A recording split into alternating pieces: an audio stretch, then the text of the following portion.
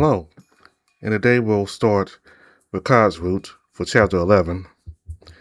He's the last character to get an update for Chapter 11. Next month should be the start of Chapter 12.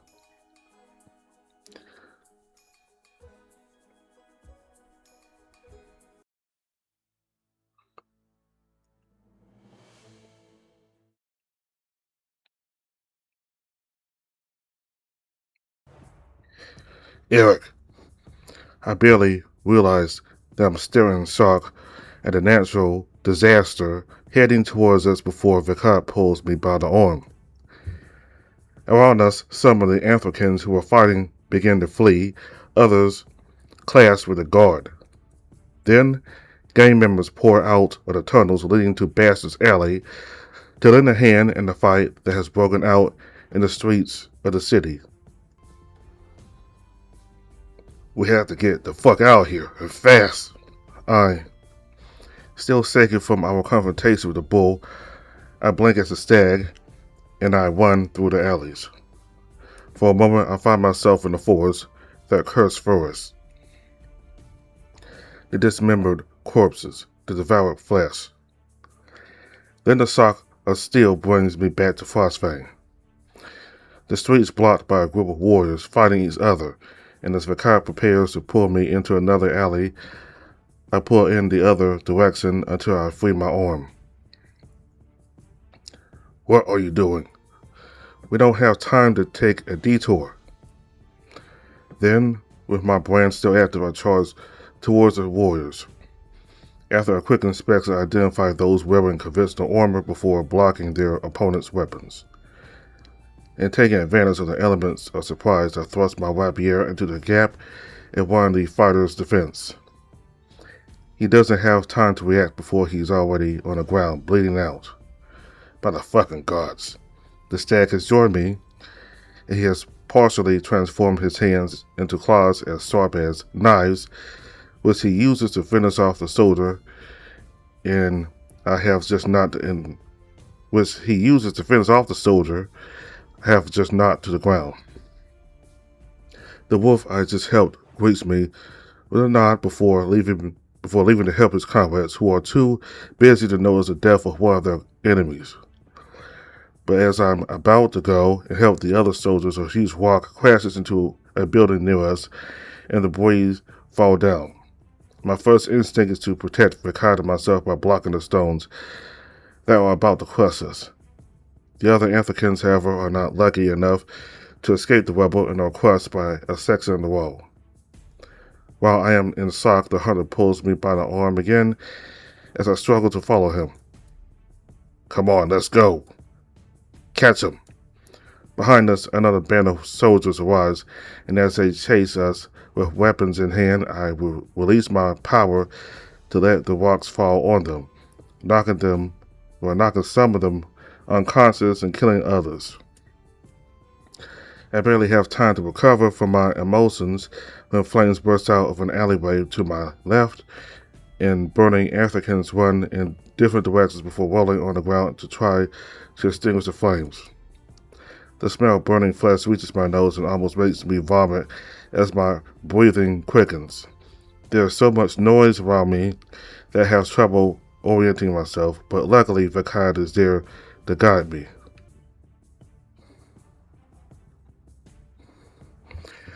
Where are we? In the market. We still have a way to go to get to the castle. Can't you fly us there? We won't have time to strap you in this time. Are you sure? Shit. Alright, let's hurry. This is more important than me. I think the stag understands my determination when he looks me in the eyes. So he spreads his wings and wraps his arms around me while I cling to his shoulders. Suddenly he takes off, which makes me tense up as I grab him with all my strength. But before I can warn the hunter, I see over his shoulder that a fireball is being thrown in our direction. It hits one of his wings with full force while we're in the air, and I hear Vekad scream in pain as he lets go of me. Panic grips me as I find myself and free fall before landing heavily on the roof. Out of breath, I frantically scramble around trying to find something to grab onto, something to break my fall once again. A tile which comes loose as soon as I grab it. All the tiles beneath me come loose, one after another, as I slide back down the roof until my legs are dangling in midair. So, in a desperate move, I grab hold of one of these dislodged tiles before freezing it in time, leaving me suspended entirely in midair above the street. Shit. How the fuck am I supposed to get back up? My gaze is immediately drawn downward as if the void is calling me, and... Oh no, that was a mistake. It's way too high. I close my eyes as if that will save me. A plan. A plan by the gods. I have to save Vekad and fast. Again the sounds of battle echo below me, and I feel my fingers slip on a tile that is only held by my powers. Finally, I find the courage to open my eyes again, and slightly above me, a few loose tiles are still balanced on the edge of the roof. I doubt I can reach them with my rapier, and even if I could, I wouldn't be able to hold on with just one hand on the one thing that's stopping me from falling. Alright, I think I can try something. Breathe in, breathe out. 1, 2, 3. I start walking back and forth, holding the tile firmly between my fingers. Then, with enough momentum, I manage to hit the edge of the roof with the tip of my paw. But the stress of the situation causing me to miss my target, and the tile I was aiming for is only pushed further back on the roof. Fuck, come on, Eric. You can do it. Again, I swing, and once more, I manage to reach the edge of the roof with my paw. This time, the tile falls off the roof, and almost immediately I freeze it in time. Perfect. It's low enough and close enough for me to reach. Perfect. It's low enough and close enough for me to rest my legs on it, then use it as a step towards the roof. A little courage and there you go. From the second suspended tile, I propel myself towards the roof and freeze the remaining ones until they collapse as I grab them. Then I realize all the air out of my Then I breathe all the air out of my lungs as fear causes me to tense my body pressed completely against the roof for fear of slipping again, even though my grip is solid. A little rest won't hurt. No, I have to find Vekad. He might be in danger. Luckily, I saw an open window a little further away as I hung in the air. A tiny bit of courage. I just had to slide down a little in. Oh no, my paws are dangling in mid-air again. Shit. Eventually I find the window ledge with one of my paws, then I take a breath before sliding in as nimbly as possible. And once inside, I let myself fall against a wall for a moment, looking at my trembling hands. What the fuck am I doing? This is complete insanity. To try to snap myself out of my thoughts, I give myself a little slap before shaking my head. Come on, people are counting on you, Eric. I quickly find a staircase that leads me to the ground floor, where I come face to face with a whole family of mice hiding under their table, glass shards from their window scattered above them. And as soon as they see me, the father sends a spark in my direction, fortunately without enough power to actually hurt me. Back off. I'm not a thief, don't worry. To show them that I mean them no harm, I raise my hands in the air as I head for the exit, but they don't seem entirely convinced. However, before I have time to explain myself, the front door is smashed in by a wolverine who looks me up and down as if he didn't expect to see me there. Where's your money? I really don't have time for this.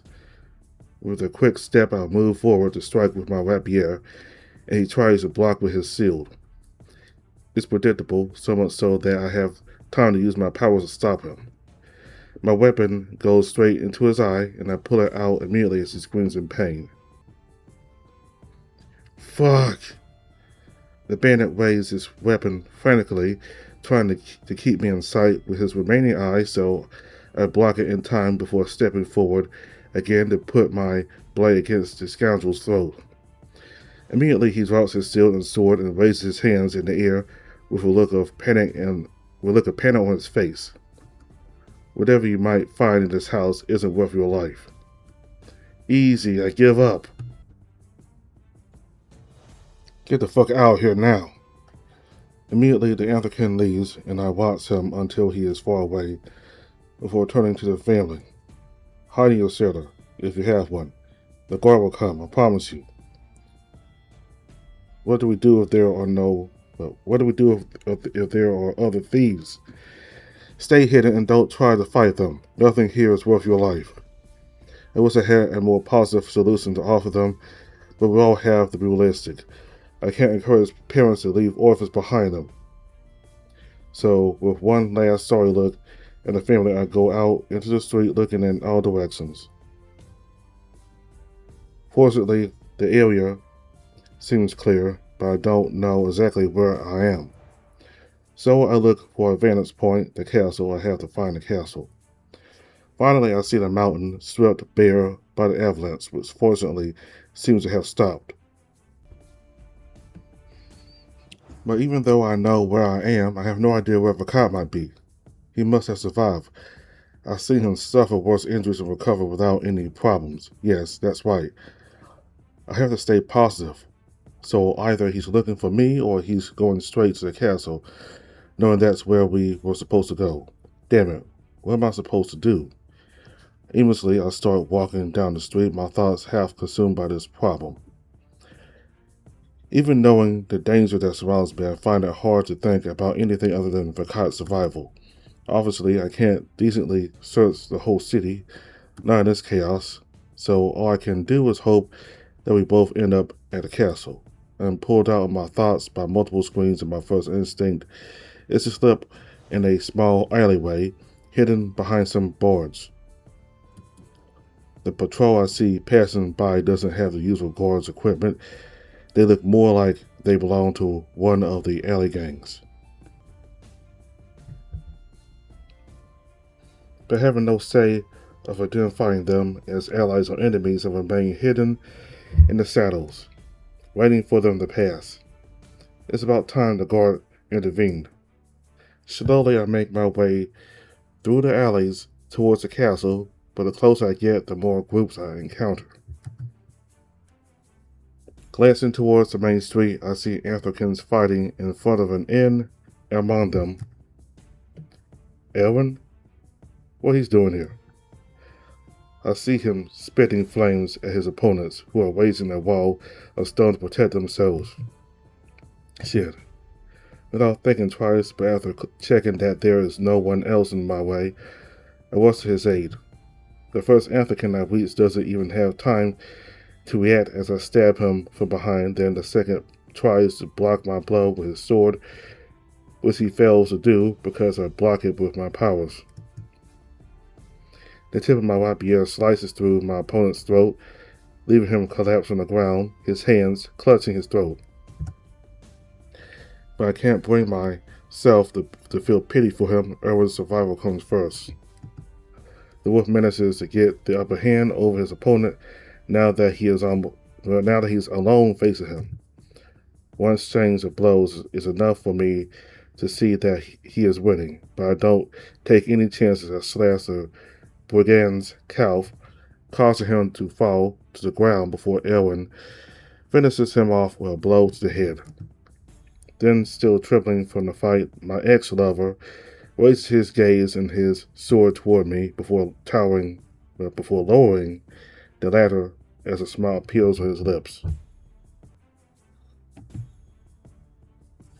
Eric.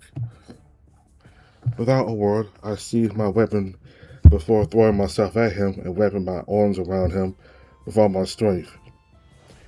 Without really knowing why, I start to cry hot tears as he hugs me back. There, it's going to be okay. Once we let go of each other, the wolf looks at me proudly before glancing at the rapier he gave me. You've improved a lot when it comes to fighting. I learned from the best. I can't help but laugh as I dry my tears while he motions for me to follow him. Come on, I have a surprise for you. I'm glad to see you, but now's not really the best time for surprises. I have to keep moving towards the castle. The path is dangerous, and the main attacking force is a little further on. And trust me, you'll want to see who's waiting for you. Is all my old band here? I hope they're okay. Alright, fine, but promise me you'll help me get back to the castle afterwards. I see the concern in the wolf's eyes before he nods as if he doesn't have the heart to say so, or the heart to say no.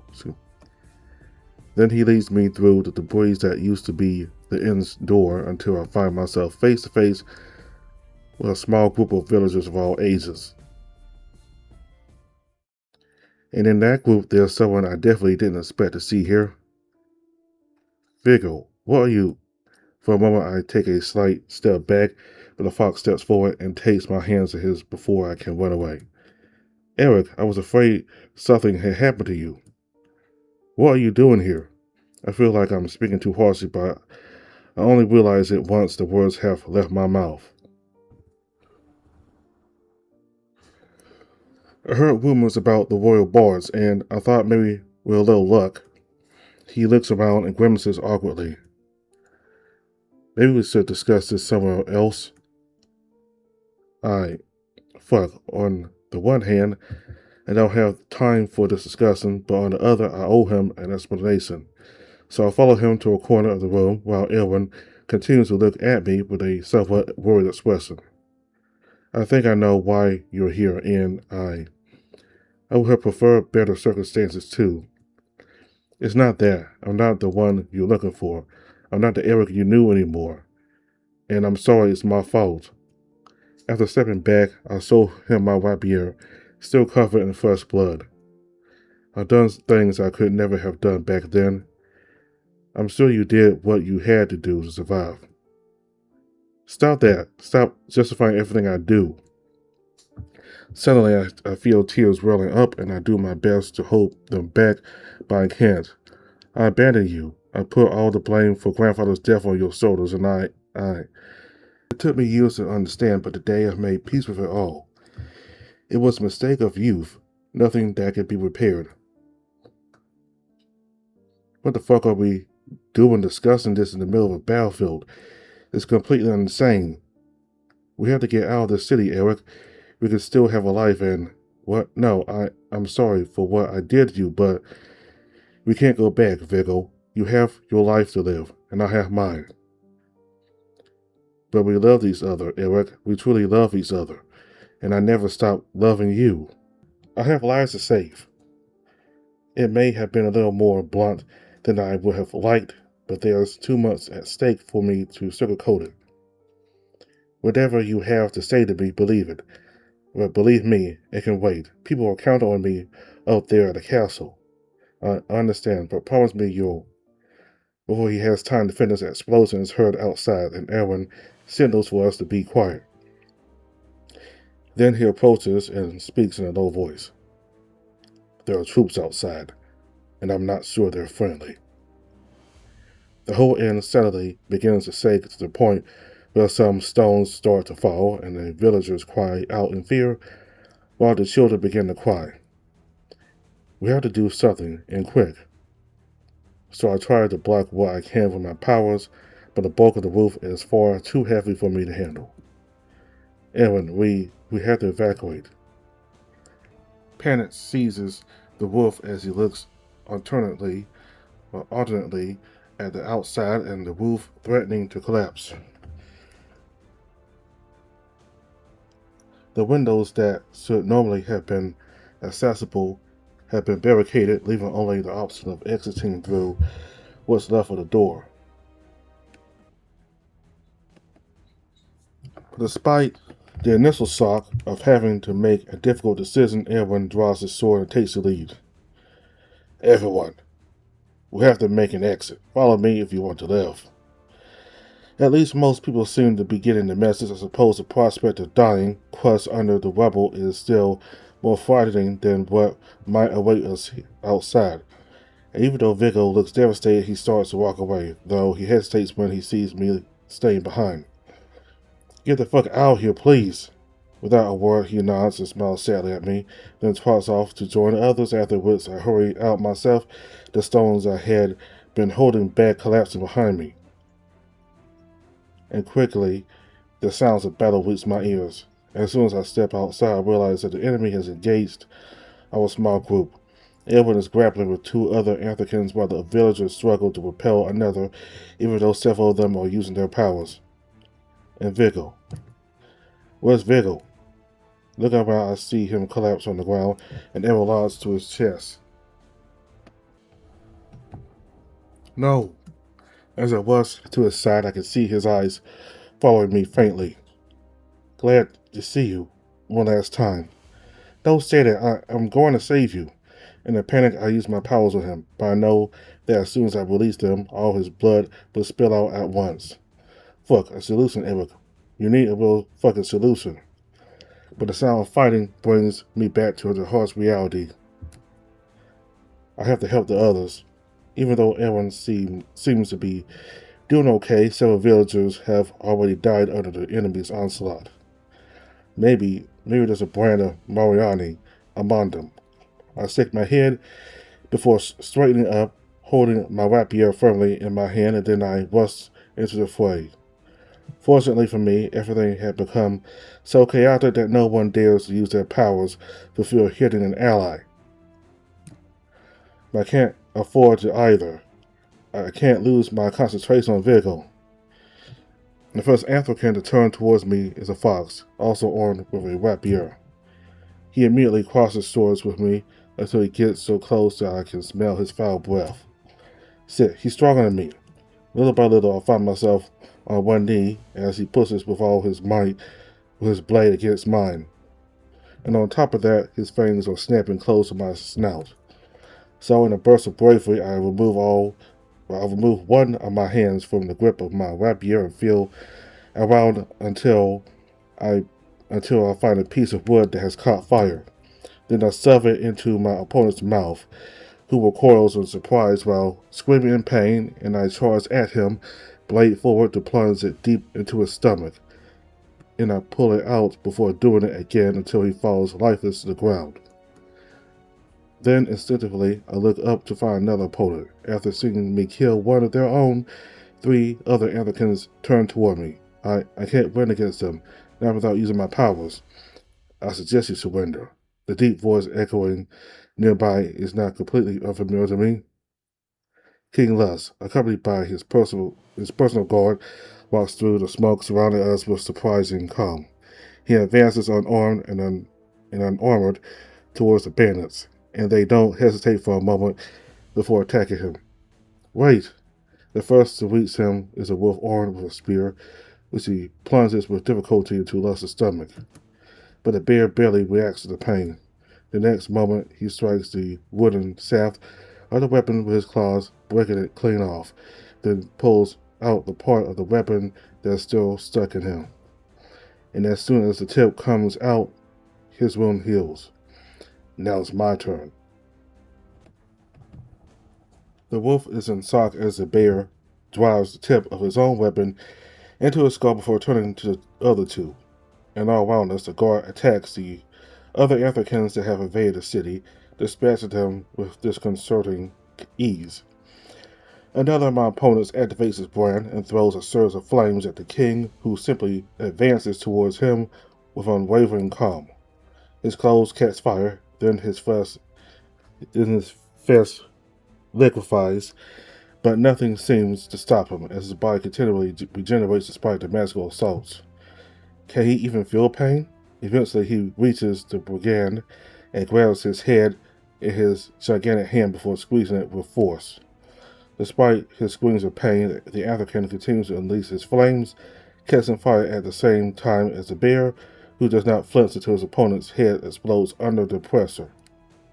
And as the flames disappear, Lust's clothes are restored as he turns his gaze to the third African, who simply drops his weapon. I surrender. A most judicious choice. Lust signals his soldiers to arrest the survivor, then gives me a look that would make even the bravest warrior quiver in fear. What are you doing here? How can I explain what appears to be desertion? Perhaps a slightly untruthful truth is still my best option. Vekad needed a treatment, and nothing in the capital was sufficient, not even your powers. There's nothing I cannot heal. His problem did not affect the body. The bear looks me up and down silently, and I don't dare move for fear that he will execute me on the spot. But he finally nods before looking around. You come back, so I'll let it slide this time. But you'll have to convince my husband and son, and believe me, there'll be much heart. We must return to the castle immediately. Something's happening there, and I don't know exactly what, but they are in danger. The king's composure seems to break momentarily as he pulls an inkstone from his pocket, holding it in a small cloth. If you're right, you're going to need this. But I can't let chaos take over the streets, so I'm going to give you a task. Go back up there and warn get out of any danger while I fight off our enemies. Alright. But I need help too. You have to save my friend. After saying this, I approach Vekad, who is still frozen in time, and Lust follows me. I use my powers on him, and as soon as I release him, he'll bleed out. You have to save him before that happens. He simply nods and kneels before the fox, placing a hand on his wound. Go ahead, I'm ready. As soon as I release my powers, Vekad gasps for air in pain, and the bear uses healing powers to regenerate the flesh while slowly pushing the arrow out of the wound. It lasts only a few seconds, then the fox passes out and collapses back to the ground. He'll be fine. He simply fainted from the pain. The bear puts the inkstone in my hands and motions to me with a movement of my head. Now go. After exchanging one last hopeful glance with us, I hurry towards the castle. Fortunately, the guard cleaned up the path. Corpses are scattered here and there among the rubble, and I have to step over some of them to get through. On the one hand, I'm glad not to see Vekad among them, but on the other, I can't help but worry. And as I get closer to the ramparts, my concern gives way to terror. The gates are wide open. The guards who were watching them are lying on the ground, their throats slit. I'm too late. No, I have to hope that there's still someone inside to save. I start running as fast as I can, past it under the large stone archway, before looking around once I'm in the courtyard. The silence now fills the place to be soothing compared to the chaos reigning in the city, but instead it makes my blood run cold. There's a shout for a cat almost overwhelms me, but the obvious danger hanging over this place keeps my throat tight. And as I enter the castle corridors, the sound of weeping reaches my ears. As stealthily as possible, I slip from one alcove to another, looking both ways down the hallway each time, then take the stairs when I realize the sound is coming from upstairs. As I reach the upper floor, I almost slip when I step in a pool of blood left by the corpse of another guard sprawled against the wall. Fuck. And suddenly, I find myself face to face with NeveN, surrounded by guards wearing armor that doesn't appear to be that of the guard. It's an old squirrel crying over the bodies of Semi and her son. And he's holding a bloody dagger. In my panic, I freeze in front of the group as they immediately notice me. Eric, where are you? Get him! It's NeveN's avatar! The two soldiers accompanying him immediately charge at me, their weapons drawn, and my first instinct is to prepare to fight.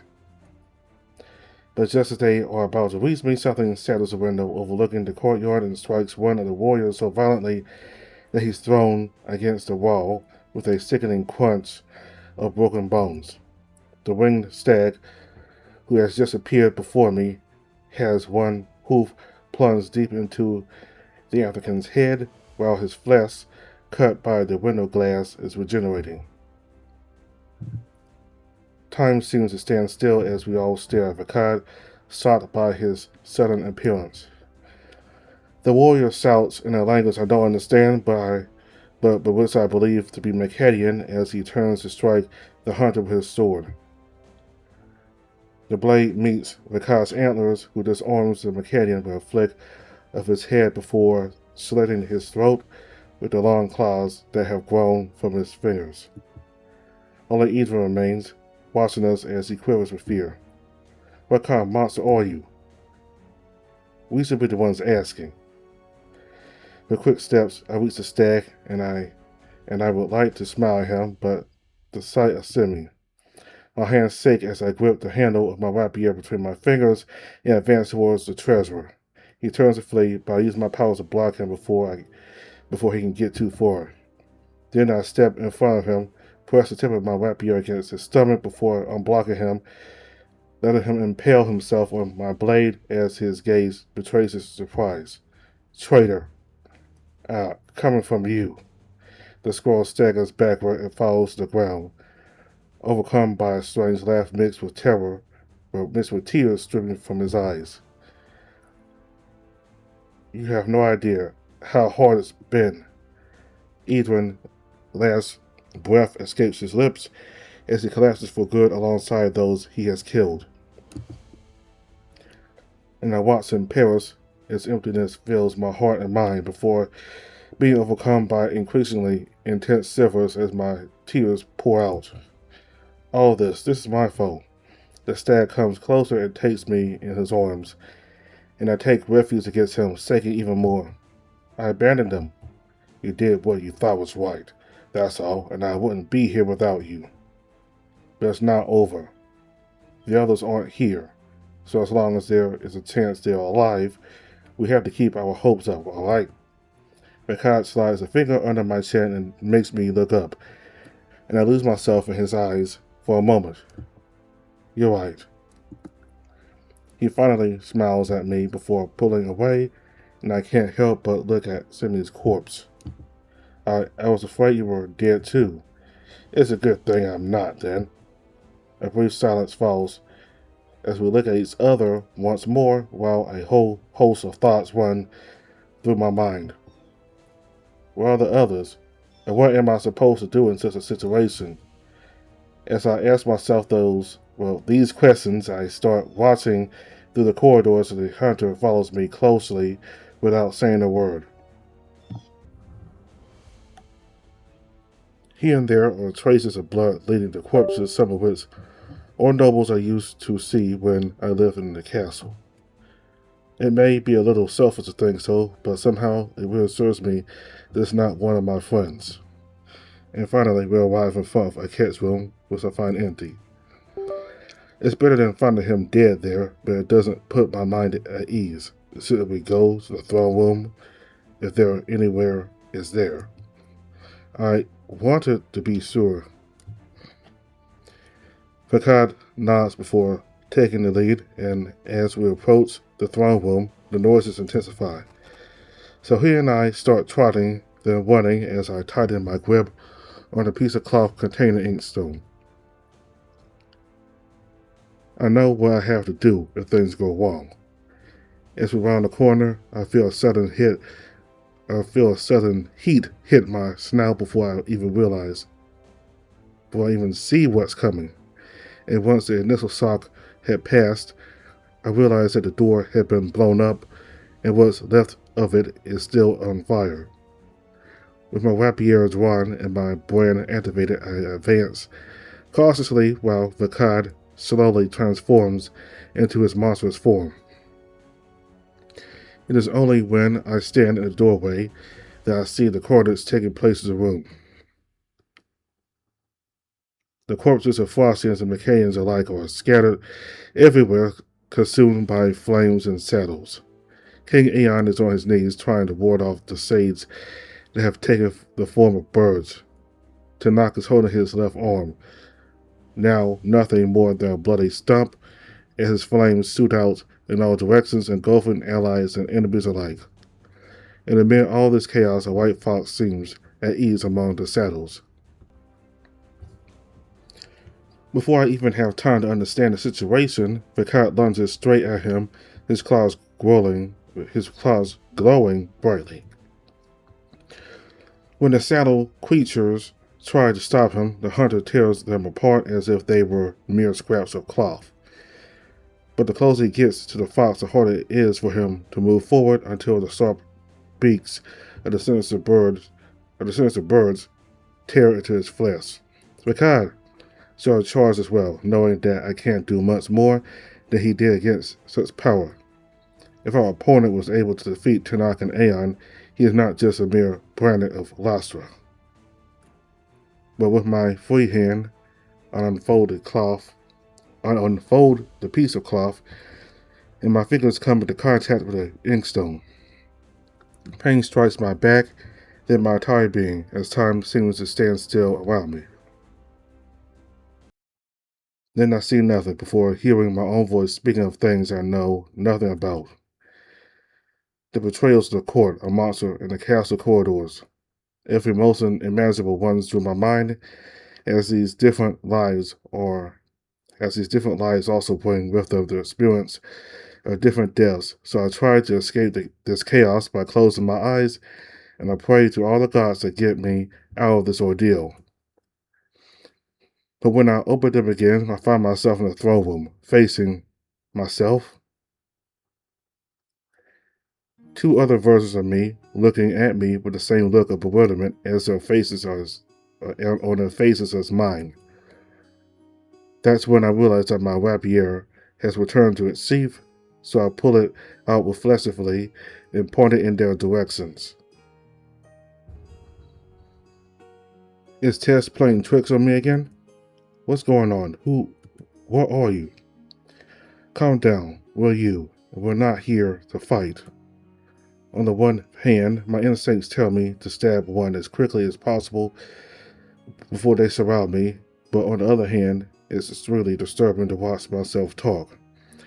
I can't let my guard down, not until I understand what they want from me, if they're even real. Give them the skull. Let's get this over with. My gaze falls directly on the pile of skulls behind him. What the fuck is this? Why would you want to give me a skull? Because you'll eventually want to know what it is anyway. This dream is getting crazier by the second. Not really, no. I have to go back and help at the castle there, under attack by the Maccaeans. Yes, we know. We're in the same boat. Unfortunately, we can't leave this room, and now we have all these skills. Our skulls. If I understand correctly, other versions of us who died at different times in their lives and for different reasons. No, that's too specific to be a dream. Too structured. And it seems that the inkstone is what brought us here. Do you confirm that you used one? Yes, I did. Of course, the inkstone. With all this commotion, I didn't even think that could be its effect. I was expecting to stop time in the whole room, and here I am talking to myself. Well, at least it seems they don't want me dead. After a moment's hesitation, I lower my rapier as a sign of appeasement, and the other two me's do the same with their weapons. And come to think of it, they seem almost as confused as I am. I might have an idea, but you probably won't like it. Go ahead, make a suggestion. It's not like we have any other options. I'd like to make sure no one else comes in. I really don't want to repeat myself an infinite number of times. I hadn't thought of it. How many more of us are there, or how many more of us are still supposed to arrive? Understandable. Let me sit down for a moment then. One of the rabbits casually settles down on the throne, while the other watches him skeptically. But eventually, my gaze is drawn back to the pile of skulls. What did they see in there? I have to admit, it's starting to sound tempting. See, we can't fight our nature. But while you're making up your mind, the sitting rabbit moves around in all directions as if trying to find a more comfortable position. I almost regret the days when I was like him, carefree. What are you doing? Have you really lost your love of the theatrical? If someone else arrives, I want them to be welcomed properly, and I want it to look mysterious. You look dumb if no one comes. I'll take that risk. Since when did I become so boring? I'm just trying to take it seriously, that's all. Me too, but considering the state the last rabbit arrived in, it would be nice to welcome the next one a little more appropriately. It seems we all have our differences. I find them much more talkative than I am. And yet they still haven't taken the time to tell me what's going on. Would someone please explain the situation to me? Just assume it's tricky to explain. We'll go over the details once everyone's here, and hopefully I won't regret saying that. There could be an infinite number of us. I suppose in that case we'll be waiting forever. The silence that Vekad occasionally subjects me to suddenly starts to seem much more appealing. But before I can retreat to a corner of the room to think about what's happening, another version of myself appears with his back turned to us. He almost trips, but luckily the other rabbit standing up calls out to him. Looks like someone else has arrived. Who are you? Just as I did before him, he prepares to draw his rapier while turning around.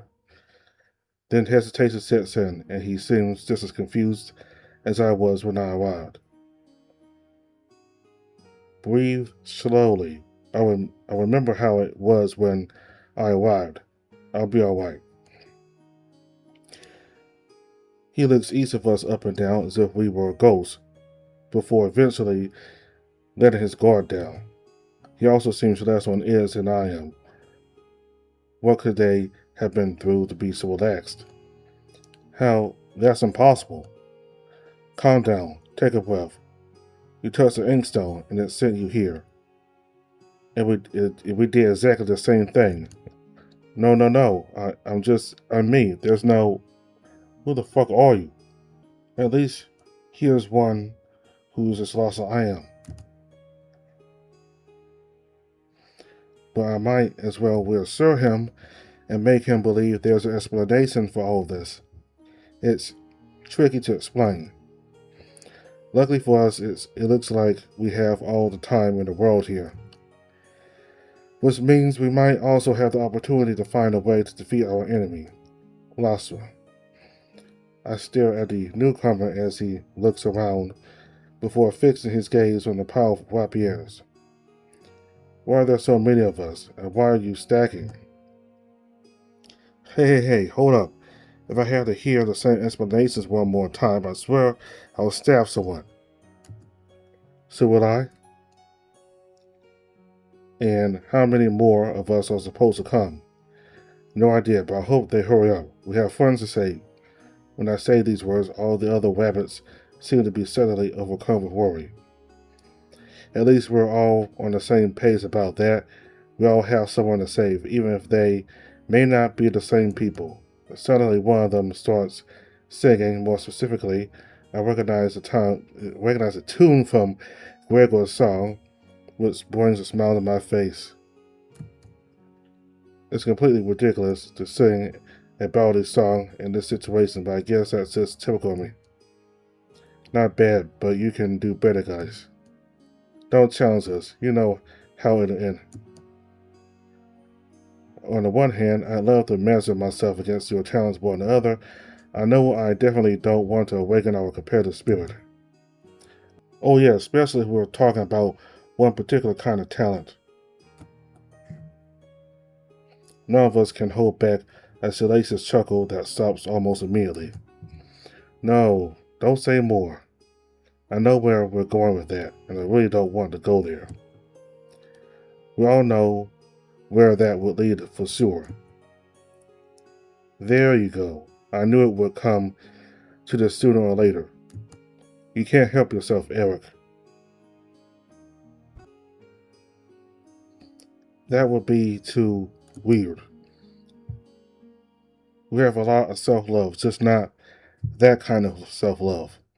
An awkward silence descends once more as we each stare at a different corner of the room. But it is quickly broken by the ramblings of one of the rabbits. I mean, I guess it wouldn't be unpleasant, but it feel like I'm cheating on Maybjorn. What the fuck? Cheating on Maybjorn? You mean not follow his orders? No, I think he meant it quite literally. And Prince, well, someone's got quite the taste for luxury. I hope castle life suits you. So I fucked Prince Maybjorn. What the fuck was I thinking? I don't even know what I see in him. He looks like a stuck-up snob on top of being a daddy's boy. Vekad has his flaws, but at least he's free. Plus, he always says what he thinks.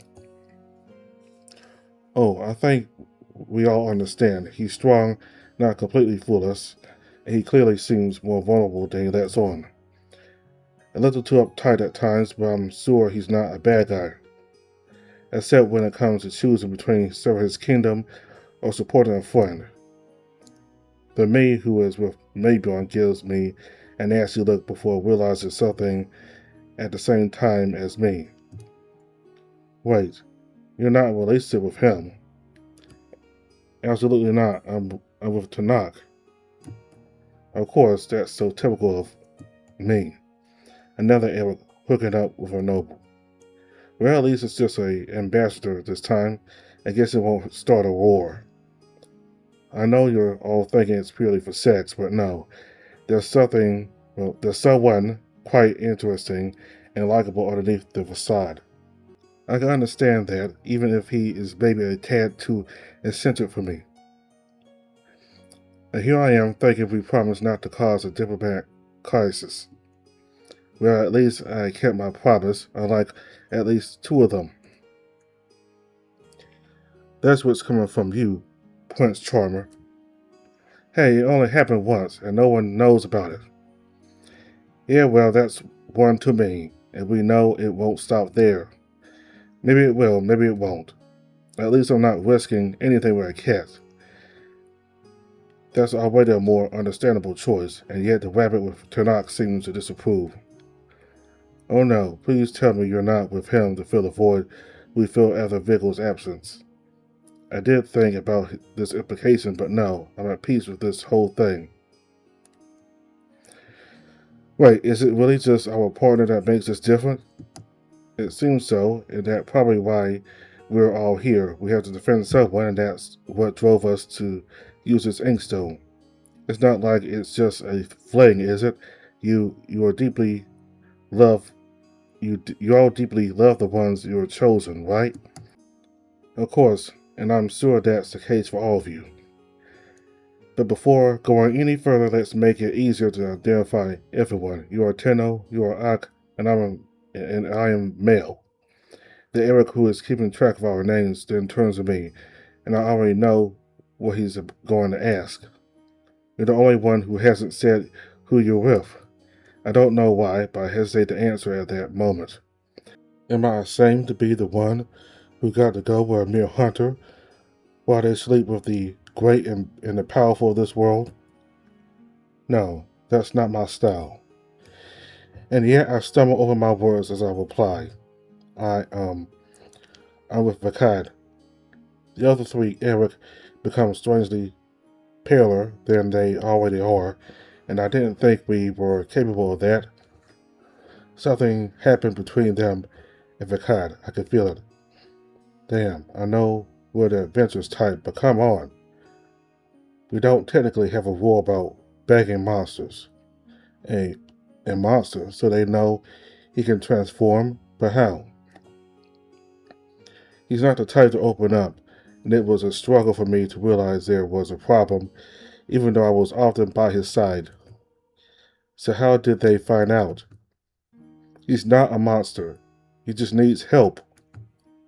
He killed a lot of people inside the castle, including Rowan, and he would have killed Gilliant if I hadn't intervened. No. I can't help thinking out loud. He was alone. He needed us to get through the hardship. Then one by one, I look at them, and I know that deep down, I'm judging them, even though I'm doing my best not to. Did you really abandon him? We couldn't have known, believe me. I think we would all have tried to help him if we had seen it coming. All you had to do was talk to him. But what happened to him since you weren't there? Why are they looking down? What happened to make them all react this way? I feel overwhelmed by what? The fear of losing him, or the fear of what he has become in my absence? Whatever it is, I try to catch the rabbit closest to me. I need answers. What happened to? I miss him by a whisker, so my fingers touch his head instead, and then nothing for a moment. And here I am in the castle corridors, there in the gardens, all around me, the corpses of guards and Rowan dead. At the pause, the creature I now know so well. And here I am again in front of the other me, trying to catch my breath. No, you have to save him. This is terrible. What's going on? I saw everything, his whole life, everything that happened with Vekad. I need a moment to recover from this experience, and I tremble as I reply. And I saw what he became without our intervention. He is right. He can be saved. How? It'll be easier to show you. They all hesitate for a moment before turning to me. All right, show us, Vek. It feels strange to be called that. Sorry, but I couldn't think of something better. As they gather around me, I reach out my arms, and we all come into contact with each other. Judging by the grimaces that appear on their faces as they are sent into my thoughts, it is clear that they too are discovering what happened to me.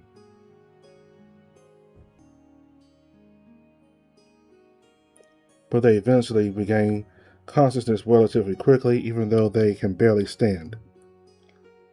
Oh, whoa, I'm sorry you had to go through that. It's a lot to take in. I didn't know there was still so much to discover out there. Sometimes I wish I hadn't discovered some of it, but it was worth it eventually. I think it's only fair to suggest that you see what happened during my lifetime. That's a good idea, yes. Maybe it's even the key to getting us out of here. Who knows? I don't know if it's a good idea to see all of this at once, but somehow I hope to discover more peaceful existences. So out of curiosity, I have to accept. Maybe, I hope so, anyway. In one swift movement, we sit down on the ground facing each other, and once we've done that, we touch our heads and are immediately transported into these other existences. So much pain, but also some pleasant surprises. All these lives are worth living. Although they are not so different from mine, the rabbits in front of me have come out of it changed, each in their own way. But we all share the same determination, the same goal. We need to defeat Lasso's avatar. So, what's the plan? I guess if another one of us was supposed to arrive, he would be there by now. At least that means no one tried to fuck Vo. Or at least this Eric didn't live long enough to get here. Well, now that you mention it, I'm surprised no one ended up in a relationship with Gaunt. None of us can hold back a chuckle. After all, I think it must have crossed their minds as much as it did mine. Even though I haven't spent much time with the captain, I must say that he reminds me of Vekad in some ways, and not necessarily the most pleasant ones, or the most unpleasant ones.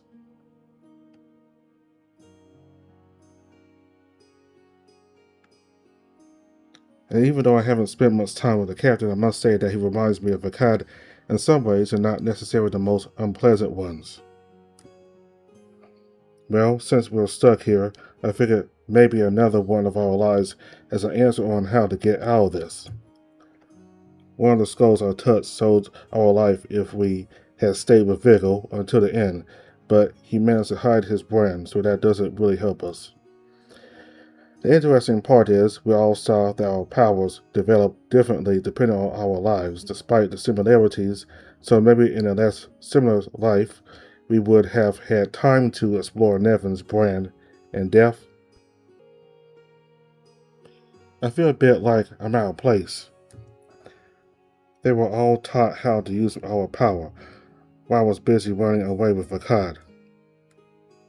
Obviously, I'm not going to complain about that considering what would have happened if I hadn't, but at the same time I feel like they've become stronger than me. Maybe I had to show more initiative than them, but in the end, they have a better grasp of NeveN's brand. Not to brag. This is off to a good start. Not to brag. But I think that out of the four of us, I'm the one who's been trained the best. If we need to harness some kind of new power, I can take care of it. I trust you on that, but it would go faster if we all worked on it together. We all touch these skulls, then if one of us finds an answer, they can share it with the others.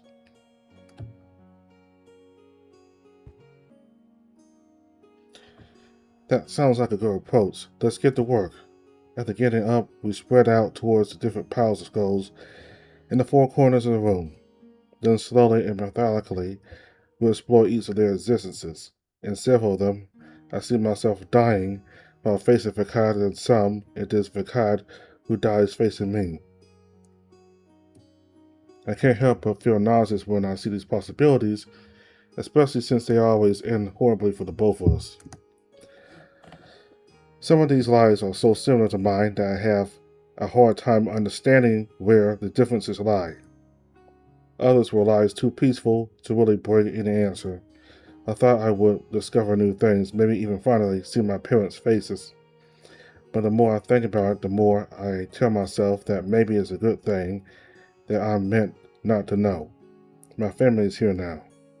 Looking up, I see the others overcome with various emotions, while I can feel the tears that have soaked the fur on my face. This is all too crazy to be real. I feel like I could have spent hours exploring all these possibilities, trying to find some meaning in all of it. And it seems I'm not the only one. And the other rabbits around me continue to search through the remains, all remains. But finally, one of them raises a skull in the air. I've got one. The air holding the skull is trembling, and yet I see no particular fear or excitement in his eyes. After we gather around, and before we start touching it, he momentarily pulls the skull out of our reach. It's intense, be warned. Which one of us isn't intense, darling? Now that's talking like a real Eric. After exchanging one last smile, we all touch the skull.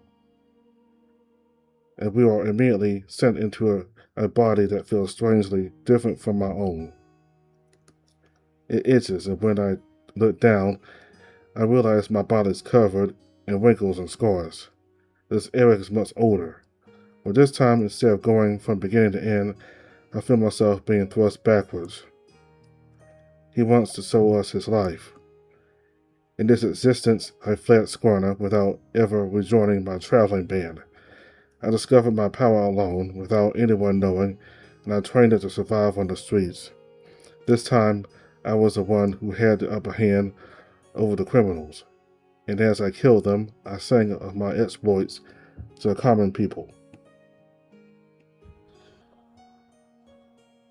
I had become kind of a violent vigilante to the point of attracting increasingly cruel individuals. Like, well,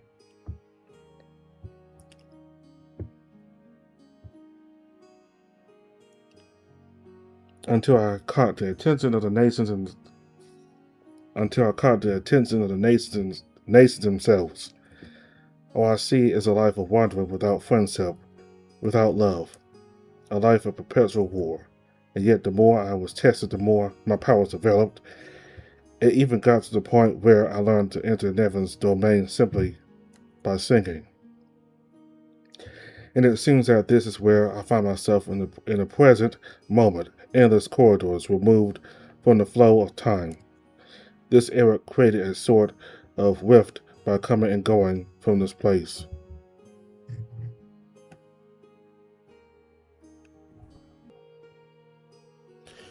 He's trying to influence events in order to live a more peaceful life.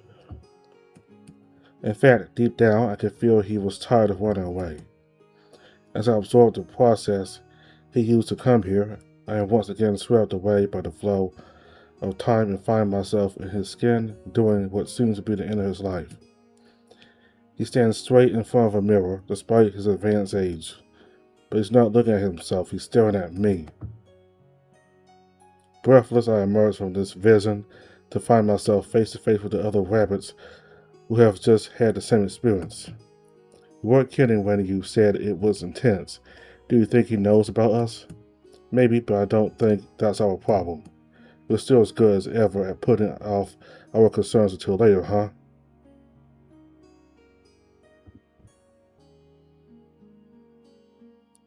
Maybe we have the life he wants so badly.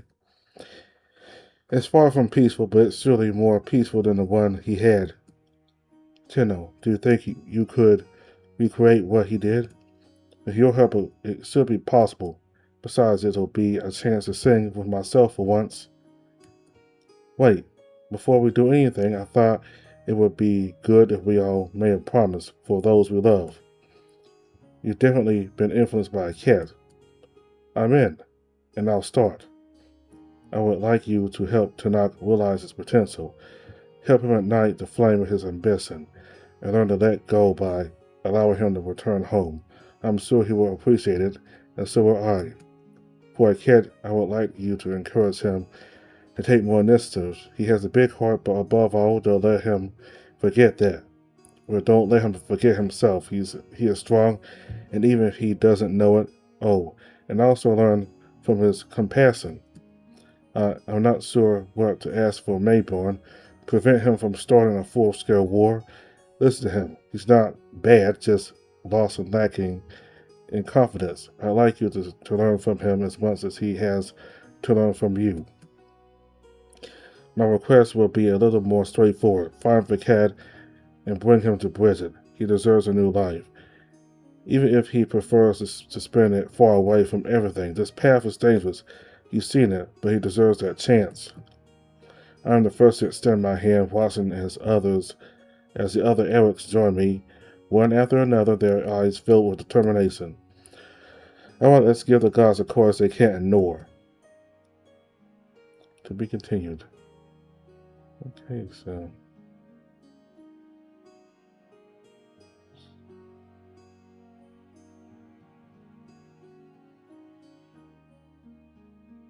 we're completely finished with chapter 11 for all the characters, so next month should be the start of chapter 12.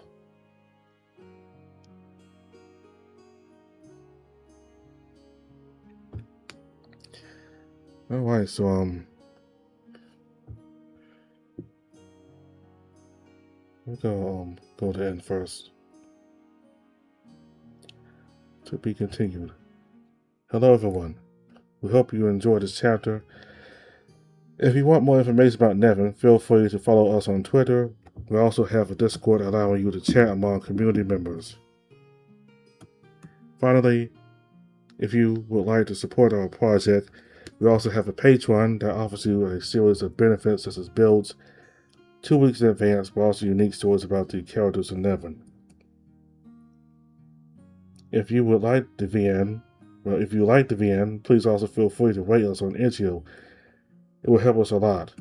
Once again, a big thanks to all of you, and see you soon. Okay, so like I said, we've completed chapter 11 for all the characters, so next month should be the start of chapter 12. Alright, so we got to get to this part through the Eric of Vekad, and so far this is the build just the Vekad, he's a character I've looked much forward to the most because his route so far is the most different. Because while things go downhill in the castle, both Vekad and Eric were out in the country trying to get away from it all. They thought that by getting away, that Vekad and Lastra and all the forces wouldn't attack the city. That they would have no reason to attack the city, but it still happened regardless. So that plan didn't work. So they had to come back. Um, so we got to see what's his name again? Erwin. We got to see Vigo. He was kind of curt with Vigo, even though he regretted doing so after he spoke the words to him. But the situation really caused Eric to be kind of curt because there's a there because he's in a situation of urgency. The city's being under attack, and then like what we saw from Vigo and the other routes, in this route here, he's literally trying to get back with Eric while the city's under attack, and Eric doesn't really have much time to talk with Vigo in detail about who he is as a person now, because Eric's not the same person Vigo knew. So this is something Vigo will have to accept once these two are done talking in more detail. Once this whole situation in the city is resolved, and it's not easy. It's gonna take some time, but Vigo will have to move on from Eric and find somebody else. And Eric tells Vigo that it's his fault for the whole for the way their relationship is at right now, and that Vigo, he's completely blameless.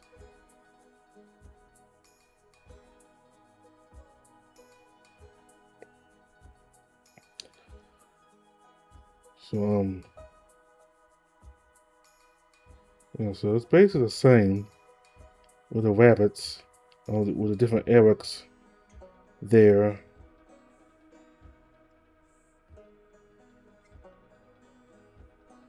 Though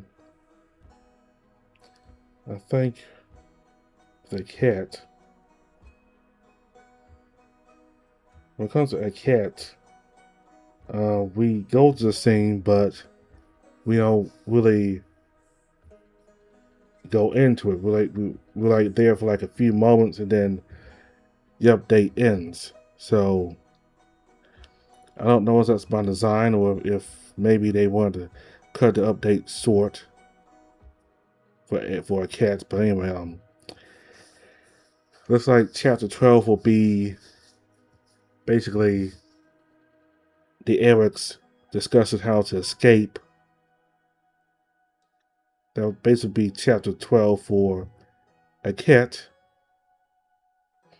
while while the other characters in chapter 12 have already spent quite a good amount of time in that situation. And so while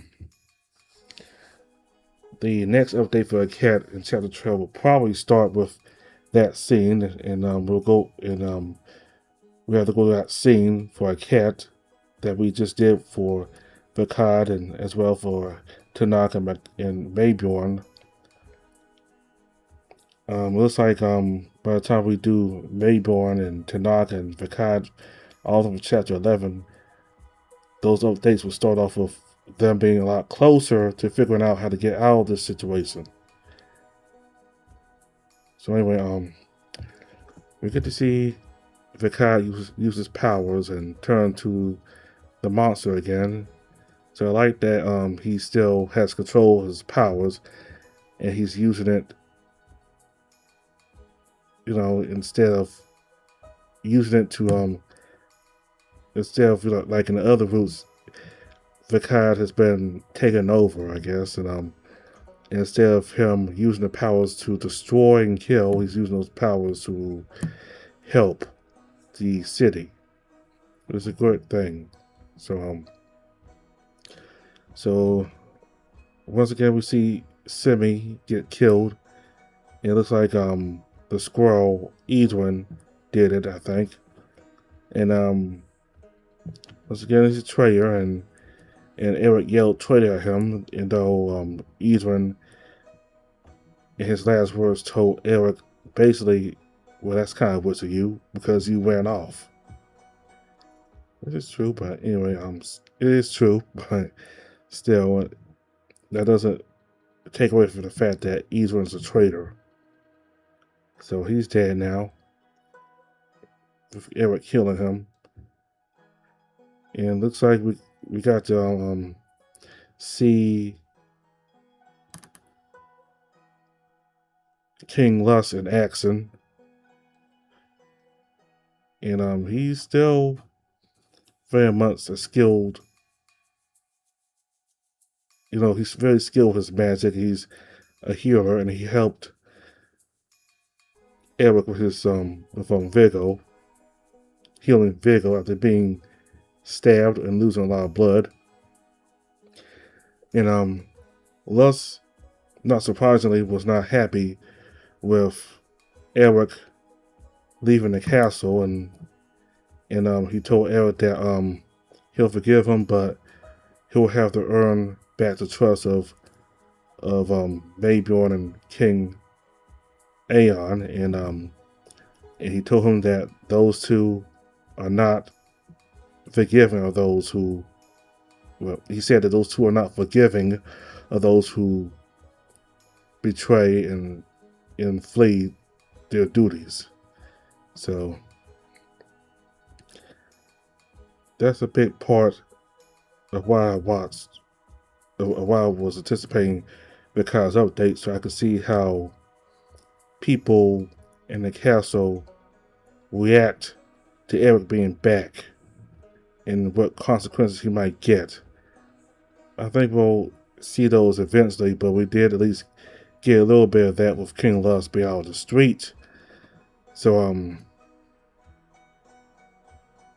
we'll have to see how a cat and Maybjorn and King Aeon react to Eric being back. I thought it would be in this update, but apparently it's going a little slower than I thought. So I don't know. I don't know what's gonna be in the next update or the update afterwards. Maybe chapter 12 or chapter 13 or perhaps more, until we get to see a cat and everybody else again. So anyway. So we got to be Vec this time.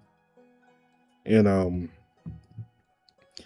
what makes this different from the other routes that this Eric Vec that we're in the perspective of, he doesn't know what would have happened if they stayed in the castle, and he doesn't know of Vekad's rampage with the city had they stayed. So the other Eric sold Vec, or this Eric with Vekad, the alternative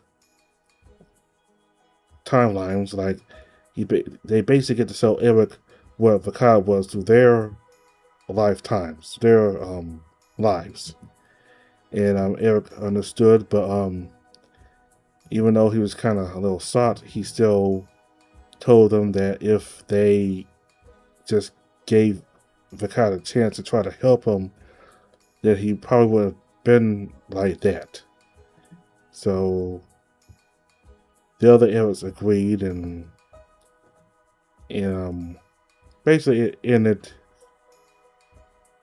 like the other roots did, like each Eric telling the other Erics how to treat their respective lovers. All right, so